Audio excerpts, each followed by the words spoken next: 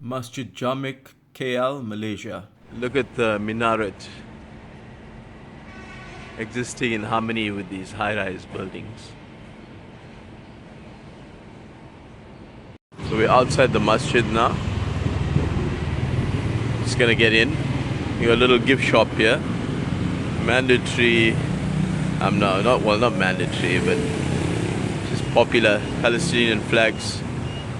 So Malaysia politically tries its best for Palestine, works from behind the scenes, relative to its power, tries its best.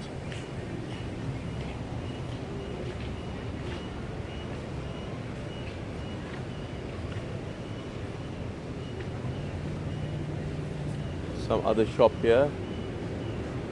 Okay, it's a gift shop as well. So they say visiting hour is 2 to 3. I think probably because we're Muslim,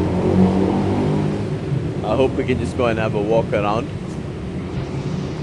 Probably won't go inside the mosque because we got these bags, but just like do the courtyard and do the mosque inside later when it's Salah time.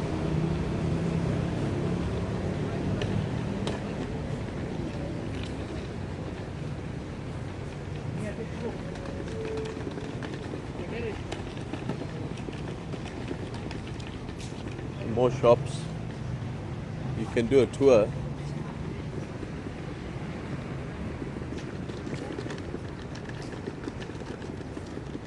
Let's go and see what they say about Masjid Jamek. On here, lots of water. Tempting when you're fasting and it's just humid. Okay. Confluence of the Klang and Gombak rivers reflects Kuala Lumpur's early origins as a riverine settlement home to different communities. So those are the two rivers that go sort of around the mosque and then become one. A community of Rawa people from West Sumatra settled around Java Street with permission from the Sultan of Selangor, Sultan Abdul Samad. Oh yeah, so he's a sultan. They began to construct the Java Street Mosque. They completed the Java Street Mosque, constructed in the traditional Sumatran mosque style. So this was an older mosque. Construction of Java Street Bridge entailed the widening of the street and demolition of Java Street Mosque. In response, the mosque committee submitted a petition for a replacement mosque to be built.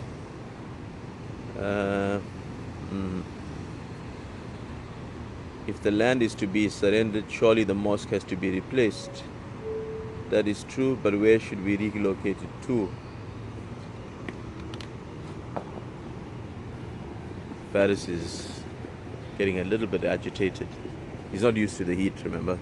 I'm from South Africa, so I've experienced it. Humidity. But for him, it's something new. Okay, Selangor's Sultan Alauddin Suleiman and British President Belfield agreed to relocate, British resident Belfield agreed to relocate the Java Street Mosque to a Muslim burial ground at the confluence of the Klang and Gombak rivers. We will raise funds for the mosque and we will match the amount the British said. See, Belfield. So the British guy, Belfield, recommended that the mosque be built in Mughal architectural style. Yeah, I mean the style is very Mughal, like architecture in India from the Mughal Empire. It's unmistakably Mughal, it's different from Ottoman architecture, other Arabic architecture. It's got its Mughal signature. So the citizens of Selangor raised funds for the construction of Masjid Jamek, in addition to contributions from the Sultan and the British administration. Okay. Masjid Jamek continues to serve the spiritual needs of the people of KL daily. So people come here and break their fast. There's Quran lessons.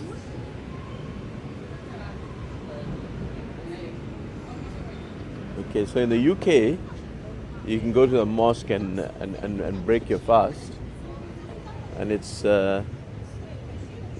meant for everyone. The iftar is meant for everyone. You know, it's not only for poor people or needy people. So I'm not sure about here. I'd like to experience breaking my fast here, but provided that it's not reserved for needy people. Because the sign shows there's a Masjid India to one side. You see lots of people just lying down, relaxing here. I don't want to be too loud. It's a little Malay boy on his phone outside the mosque, feeling very agitated in the heat. So the interesting thing is that they allow the people to just chill, just relax, even sleep in this area of the mosque. And it's cool because it's got a canopy around it. Now, a lot of mosques, remember, if you watch my Morocco videos, the mosques in Morocco are only open at the prayer time. And that's because the administration don't want people to spend too much of time in the mosque and then to start maybe talking politics and things that they don't want you to talk about. So this is the wudu facilities. So the place of ablution where you wash before the prayer. Yeah, so Malaysia in that is a bit more confident, a bit more advanced in that they're not afraid of people gathering in the mosque. They're using the mosque as a mosque. That means it should be not only for the prayer but also like a sanctuary. You can come, have a rest, read some Quran if you want. Just enjoy the facilities rather than you have these huge mosques and they're only open for the prayer. So kudos to Malaysia for that. And look at that Mughal architecture there. And these gardens around here.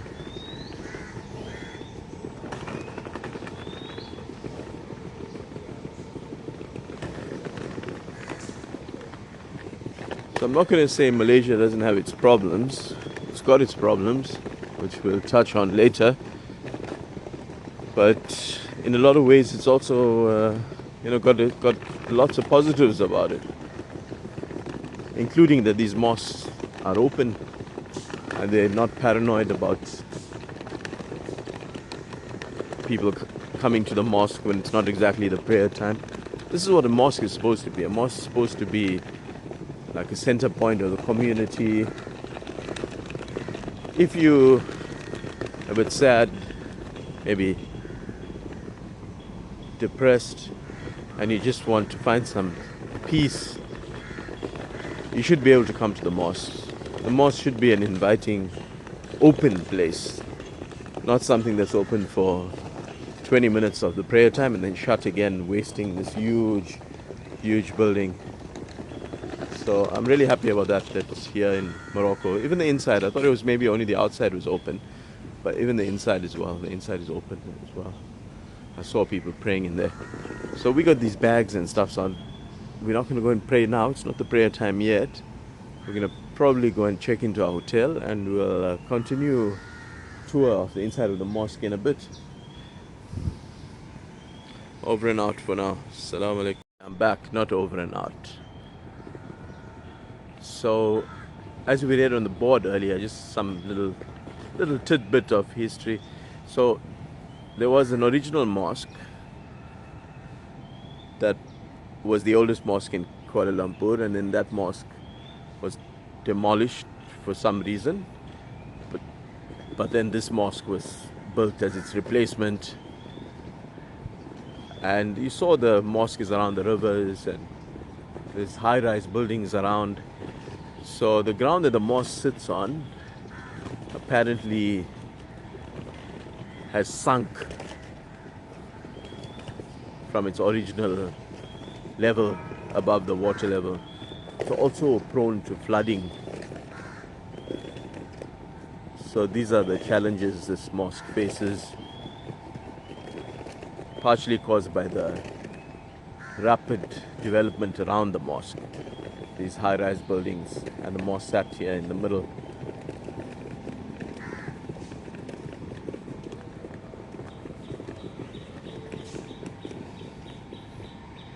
Okay, so yeah, we'll get back.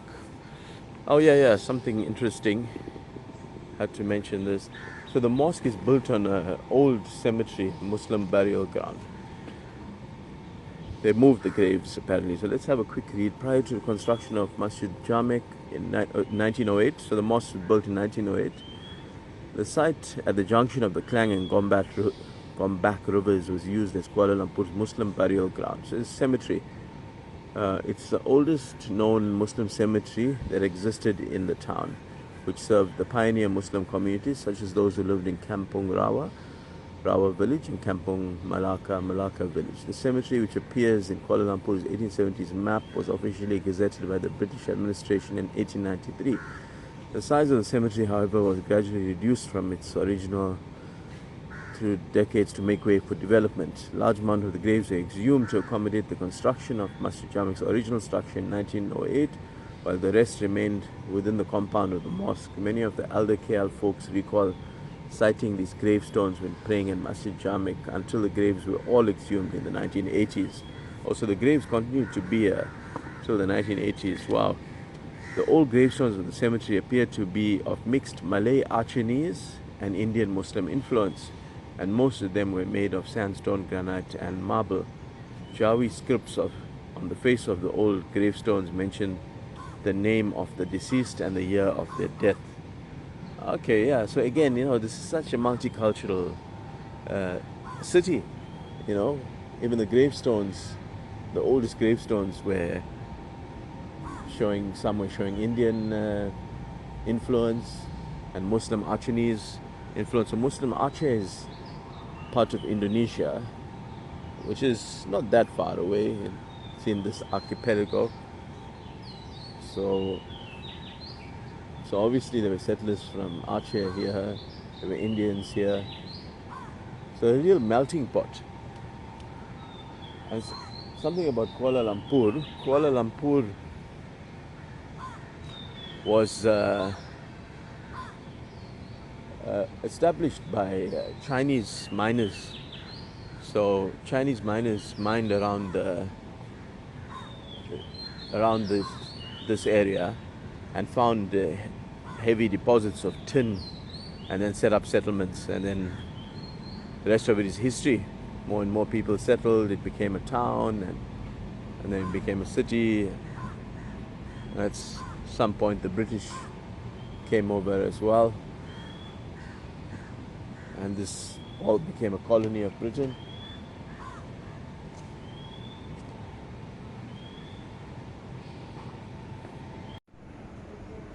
So there's even a train station called Masjid Jamek. It's one of the major train stations in Kuala Lumpur.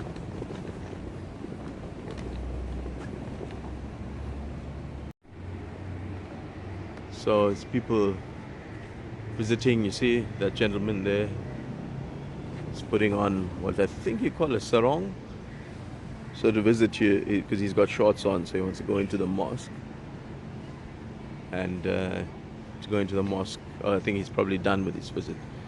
So he's taken off his sarong. So to go into the mosque, men have a hijab as well. So people associate hijab. Guys, I'm just going to walk down here as well. People associate hijab with women, and in the West especially, they make it like, oh, this is this oppressive form of dress. But actually, a little known fact is that men also have a hijab. So, like, we have to be covered below the knee. So that's what that guy was doing there. He was taking off his sarong. So, assume it's free. You got those purple outfits that ladies can put on. Men, if you're in shorts, you have to wear sarong. These ladies are wearing the the hijab for visiting the mosque.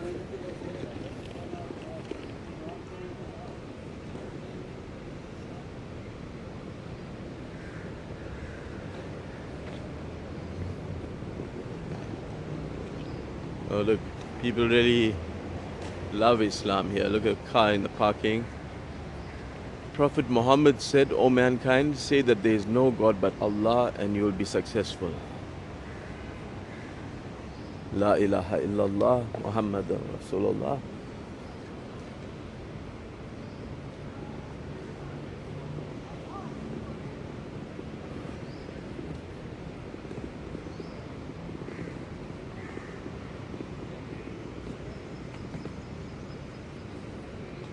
So welcome to the main prayer hall.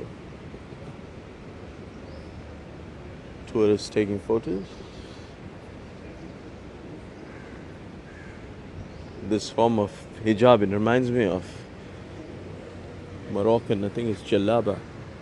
It actually reminds me of the Moroccan clothes, that the men's jalaba, a men's clothing, also used like to go to the mosque and for winter as well.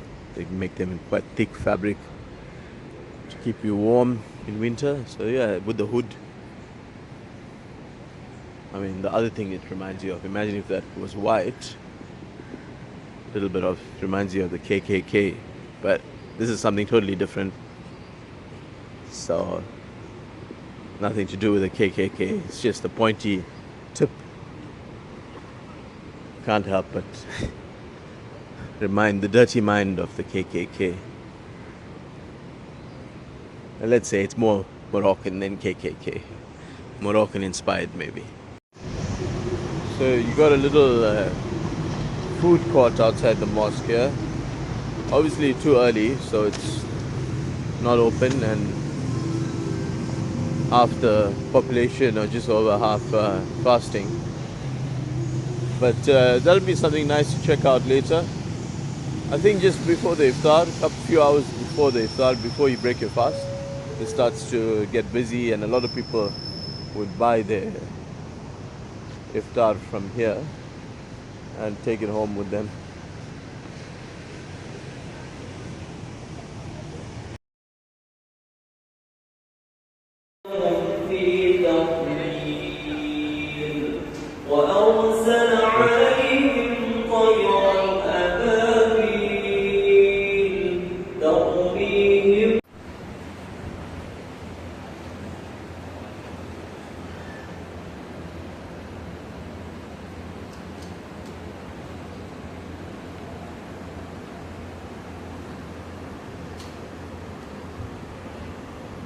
سبحان الله والحمد لله ولا إله إلا الله والله أكبر ولا حول ولا قوة إلا بالله العلي العظيم. اللهم صل على سيدنا محمد. صلاة التراويح من قيام الشهر رمضان أثابكم الله. الصلاة لا إله إلا الله.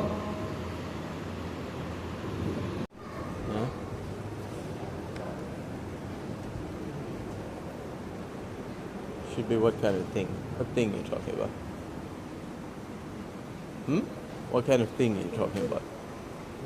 Oh, okay. Oh, it's not recordable stuff. Take our shoes off.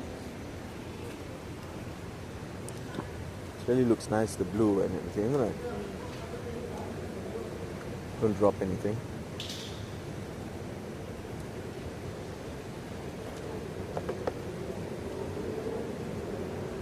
Haram hairstyle. A'udhu billahi minash shaitanir rajim. Bismillahir rahmanir rahim. Is that mine?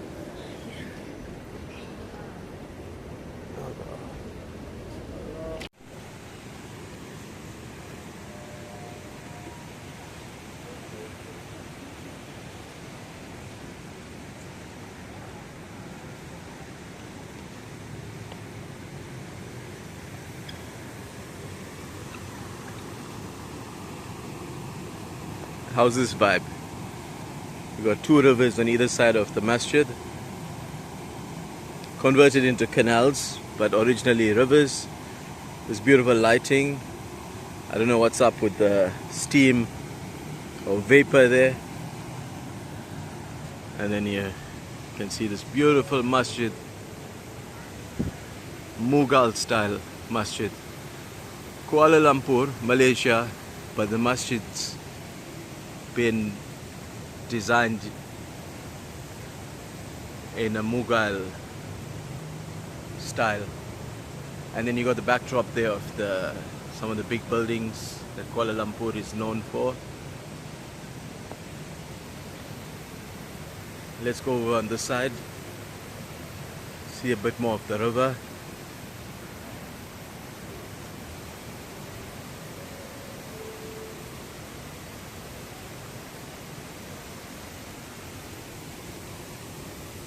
How beautiful is that? MashaAllah. 26th night of Ramadan in Malaysia, in Kuala Lumpur. And look at that beautiful Malaysian flag. MashaAllah. May Allah bless this country.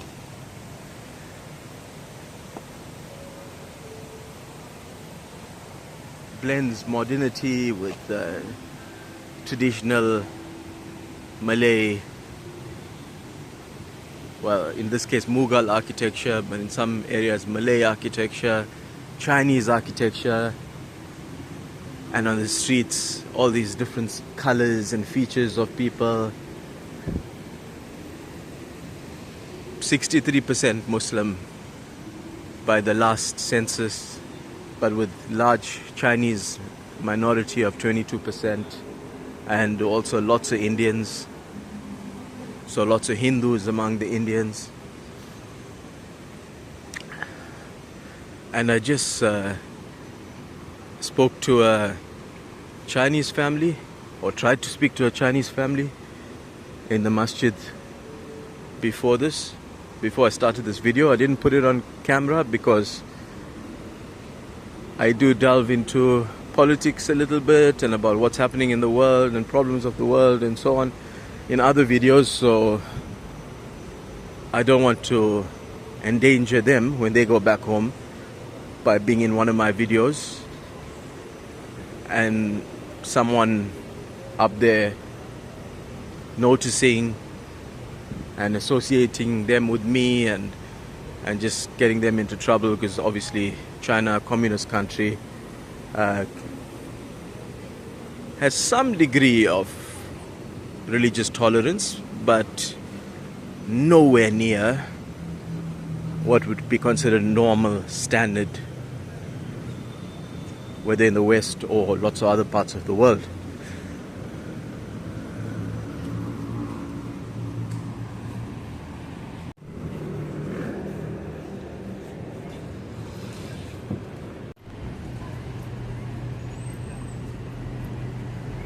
So we're too late for the market outside the mosque.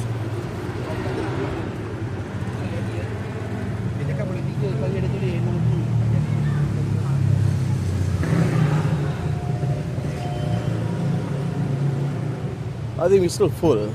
What would we have got there from there? Snacks, isn't it? Yeah. So we're okay, we don't need to. It was only food. Anything? Oh, let's just go have a walk anyway. They're mostly closed stores, so let's just have a wander around.